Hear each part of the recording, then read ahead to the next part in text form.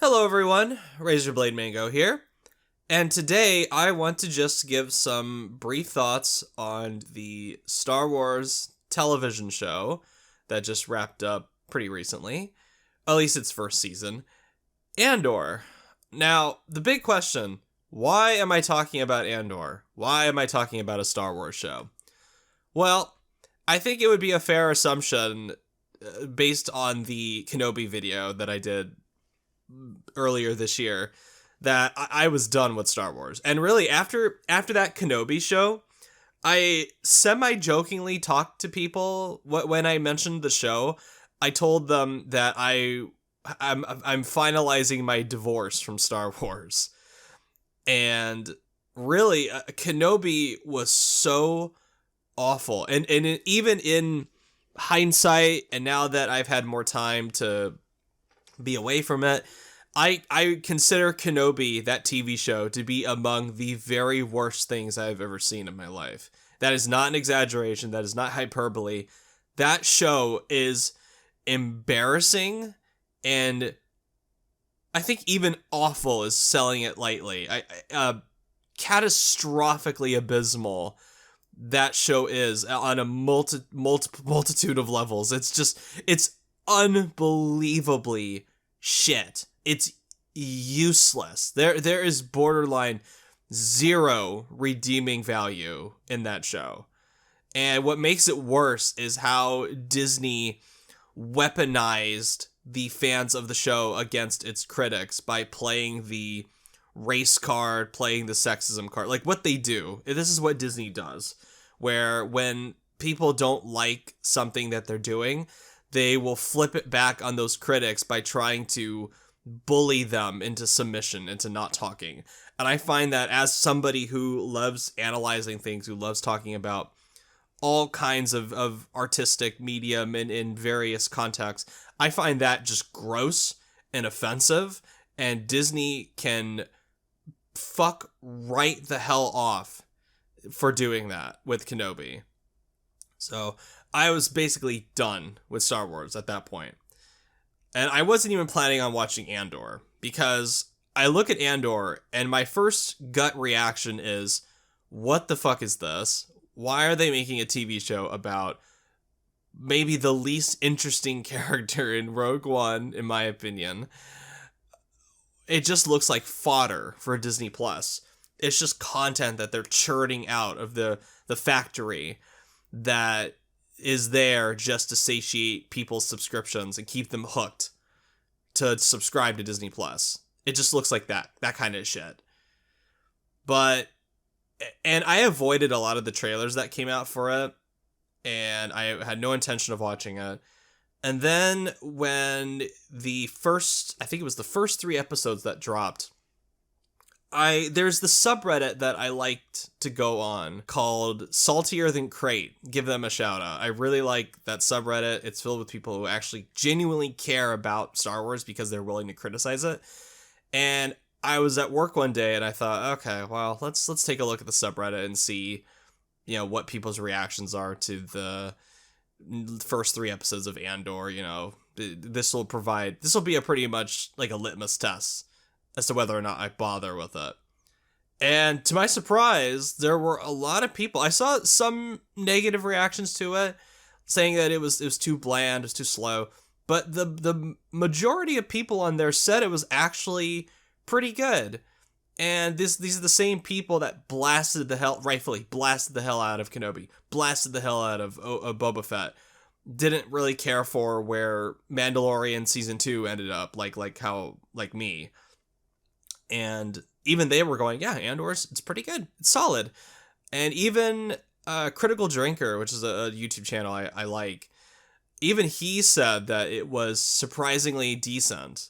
And I thought, wow, okay, maybe I will give this a shot. And I tuned into it. I watched the first episode of it. And I agree with the sentiment that it was pretty good. Not great, but good. And at this point, with Disney era Star Wars, I will take good. I will take competent. And that's exactly what Andor, at least the first episode, it was. It was good. It was surprisingly well written for a modern Star Wars show. It featured characters that were actually interesting and felt like believable people making believable decisions. I had my problems with it, and thankfully it mainly had to do with those flashbacks to Andor's childhood, and thankfully they ditched those right after the first batch of episodes, the first 3. They never did that again, thank God, because that was my least favorite stuff from those 3 episodes. And after the third one, which I thought was very good, I thought, wow, I'm actually interested in Star Wars. I'm interested in a Star Wars show again. And I ended up watching all 12 episodes, relatively close to when they would drop. I think the only ones I didn't watch when they first came out were the final 2, because that was in the middle of God of War Ragnarok and I didn't want to bother, so I waited until the final episode was out and I just watched both of them back to back. So Andor is a hell of a surprise. It makes me excited for Star Wars, at least in this show. I'm not particularly excited for Mandalorian season 3. I'm not particularly excited for Skeleton Crew or Ahsoka. I don't really care about those right now. But at least as far as Andor is concerned, Andor is good. And even after the end of this first season, I would say at times it's great even. I think there are some episodes that are definitely better than others. I really, really liked the ending of the heist arc on that planet with the farmers and the indigenous tribes that are on there that the Empire has taken over. I really liked that. And it's clear to me after finishing Andor, it's very obvious where the talent and money went in this recent batch of Star Wars shows. Because fucking Kenobi and Boba Fett looked so cheap. And those 2 shows were where the artificiality of the Unreal Engine sets started to settle in more with me, where it was impressive, that kind of special effect where they would create the digital set with Unreal Engine and have the actors actually see it. That looked good for Mandalorian season 1. I even think it looked good for Mandalorian season 2. But because the directing was so lousy in Boba Fett and Kenobi, it really came across as cheap. And Andor definitely does not look like that. It's very clear that there are actual sets. It looks grimy. It looks like very, I'm going to use a quote from Call of Duty, this like boots on the ground style Star Wars atmosphere that I like. Very dirty, very gritty, which is what I've missed from Star Wars. And one of the things I always really liked about Rogue One, which is far and away my favorite Disney era Star Wars movie, is I liked the focus on the non-Jedi, non-lightsaber espionage style thing that it was going for. And that carries over into, obviously it carries over into Andor because, the main character of the show is the co-lead from Rogue One. And I liked that this show, it wasn't afraid to portray a morally gray character, where Andor is not a very nice man. He is very, as far as the beginning arcs are concerned, he's very shady. He's one of those that scraps to get by. He kills people in cold blood, which is what I liked. I think that was the thing that hooked me on the show in the beginning, where he's being harassed by those 2 guards in that really, really good looking city with the rainy night scenery, and it was atmospheric and it was tense. And I loved the directing as well when those guards approach Andor and all you ever see is just Andor's face, and you can see the full thought process of what he's trying to think of how to get out of the situation. You can kind of read it on his face that the gears in his head are turning. And that is surprisingly smart storytelling, surprisingly good cinematography, visual storytelling for a modern Star Wars product in general. And he's not afraid to, like, he kills one guy accidentally, and then the other guy is just begging for his life, and then Andor just shoots him in cold blood, and I was like, okay, I'm hooked. This is far more interesting than the likes of Kenobi or Boba Fett. What I really like about this show too is that it finds a way to make the usual Star Wars trappings exciting again, because we are focusing on this dirty, grimy, non-Jedi related stuff. One of the complaints I saw on Saltier Than Crate was that, people said, oh, well, it doesn't feature enough aliens. It doesn't feature enough Star Wars iconography. To me, that's a good thing, because I'm fucking tired of TIE fighters. I'm tired of stormtroopers. I'm tired of lightsabers. I want something different from Star Wars at this point. I'm tired, and I can only maybe count one or two times in the first few episodes where we actually see Star Wars iconography. Like, they have the blue milk, they have the TIE fighters, but they feel organic to the storytelling of this world. The first time that we see a TIE fighter in this show, it's after 4 or 5 episodes of this, like, grimy, gritty normalcy. Normal people, the look of the lives of normal people in Star Wars. And the first time we see a TIE fighter, it's terrifying, because we've gotten in this headspace of what it's like to be a regular citizen on the ground in these movies. And when these characters see something that is familiar, but in the context of this show and these characters, seeing a TIE fighter is terrifying. It's like seeing Godzilla about to approach your city. It's scary. And that ultimately, because we've been with these characters for so long, it is scary seeing a TIE fighter, because we as an audience know what a TIE fighter is capable of. And because I am emotionally invested in the story and in these characters, I fear for their lives when this TIE fighter is coming in. It's such a simple thing, but it feels refreshing after all these years now of just processed junk from Star Wars and Disney. And I appreciate that they are trying to go for something different with Andor. I don't think it's always successful. I think some episodes drag. I think particularly some of the interstitial ones before the next arc starts in the season, some of those can drag a little bit, but once the next arc gets going, it becomes addicting again. And again, it's not afraid to be dark. It's not afraid to be violent. There's one particular part in one of the episodes where a character just flat out commits suicide. And it's disturbing. And the reactions to some of the people around the dead body are disturbing as well. And again, I was very surprised that when I watched the show that Disney actually greenlit this. They actually looked at this and thought, yeah, this is something we want to put money into. I just couldn't believe it.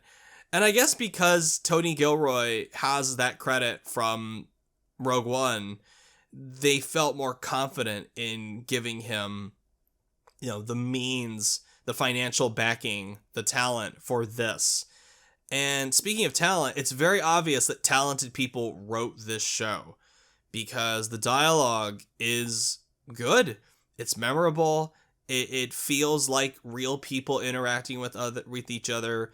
They make mistakes. They say things that they maybe shouldn't say to each other. It's like, because this is more focused on the espionage aspect of Star Wars, you need a team of writers that are going to come in and actually write dialogue that feels like these characters are playing mind games with one another. They're trying to feel each other out, trying to grasp the situation. What is the best move to make? Should I say this thing to this one person? Should I say this thing to another person? And that, because they nailed the writing so well in the show, that makes the spy espionage aspect all the more appealing, because it's not stupid. You actually get the sense that these characters are playing a very dangerous game. And one little slip up as far as what they say to somebody could mean the downfall of not only them, but hundreds of thousands of people as well. The stakes are high in this show for these characters, and you feel it. And it helps too that you have this really good cast of actors. So you have fucking legends like Stellan Skarsgård here giving like a really great performance. You have one character who is played by an actor who I think is extremely underrated as a live action actor. I don't want to spoil it on here, but you know what I mean. You'll know what I mean if you've seen the show. He gets another chance to be an interesting character in a Star Wars property. I'll put it that way. And then you have everybody else. It's really good. So a lot of these actors I'm not very familiar with, but they're good. If I were to say any weak link among them, it would probably be Diego Luna himself, but I don't think he's bad. And I think he actually is far more interesting here than he was in Rogue One because he's rough, because he's flawed, because he's a killer. He makes stupid mistakes. He says things that maybe will get him into trouble. And that in turn, compared to a lot of the other cast, I don't think Andor is as interesting as them, but he's far more interesting here than he was in Rogue One. He isn't just some, oh, I'm here to be, like your teacher in this like this Empire versus Rebels kind of thing that Rogue One had for him. And I thought he was fine in Rogue One, but he's much better here. Much more interestingly written, and I think it helps too that he's, it's a whole show is dedicated to him rather than just being a co-lead in a 2.5 hour movie. There's a lot more room for depth here, and they do a good job with that. And I think the thing overall that I was the most impressed with Andor was that it just kept me hooked. And they found a way to include all these different arcs. These I really thought some of these episodes in this season could have been the finale to the show. And I think they also made a mistake naming it Andor, because this really is about the spark that starts the rebellion. But because we as an audience are familiar with Andor from Rogue One, they played it safe and were like, oh, here's Andor. And it's like, yeah, he's the main character, but he is not the most interesting part of his show. He is more of a pawn in something greater.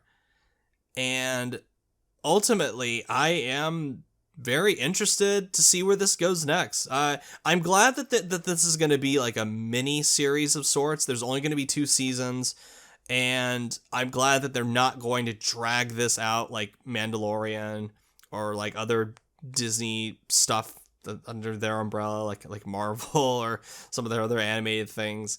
It feels weird to say that I'm actually anticipating a Star Wars thing now. It's really weird to say that. But Andor found a way to be exciting, to be memorable, to be engaging. And I mean, I give the writers a lot of credit. I give the cast and crew a lot of credit. I mean, this is just a show where I was totally wrong about it. My first impression was completely off base.